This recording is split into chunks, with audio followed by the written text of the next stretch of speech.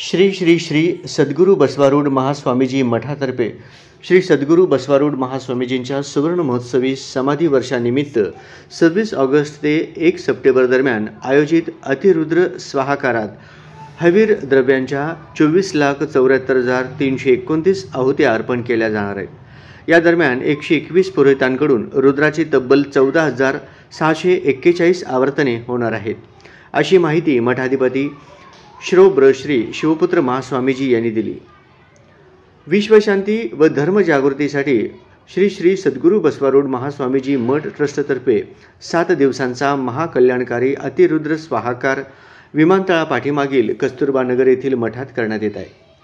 तूप, समिधा, काळे तीळ, साळी, सातू, लाकूड, तीळ आदी हवीर द्रव्यांच्या आहुती अर्पित केल्या जाणार आहेत।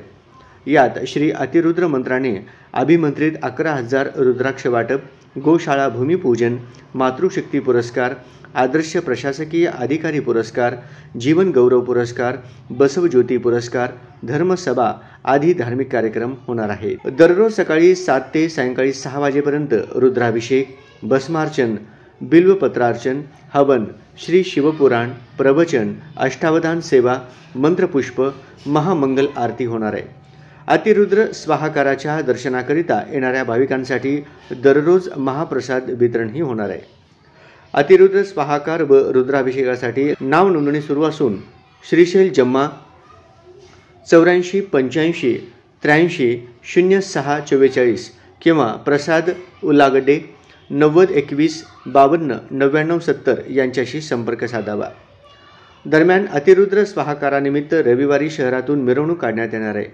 दुपारी 4 वाजता श्री मल्लिकार्जुन मंदिरापासून मिरवणुकीस प्रारंभ होणार असून श्री आजोबा गणपती मंदिरापर्यंत ही मिरवणूक जाईल। यानंतर वाहनांनी मिरवणुकीत सहभागी भाविक नई जिंदगीपर्यंत जाणार असून येथील सितारा चौक ते श्री सद्गुरू बसवारूढ महास्वामीजी मठापर्यंत ही मिरवणूक काढण्यात येणार आहे। या मिरवणुकीत आणि अतिरुद्र स्वाहाकारात भाविकांनी मोठ्या संख्येने उपस्थित राहावे, असे आवाहन मठाचे संस्थापक श्री ईश्वरानंद महास्वामीजी यांनी केले आहे। अतिरुद्र स्वाहाकारादरम्यान 26 ऑगस्ट ते 1 सप्टेंबर पर्यंत दररोज सकाळी 9 ते 10 वाजेपर्यंत कुंकुमार्चना करण्यात येणार आहे। याकरिता भाविकांसाठी 5 क्विंटल कुंकू आणण्यात आले आहे। कुंकुमार्चना आणि महाप्रसादासाठी महिला भाविकांनी उपस्थित राहावे, असे आवाहन करण्यात आले आहे।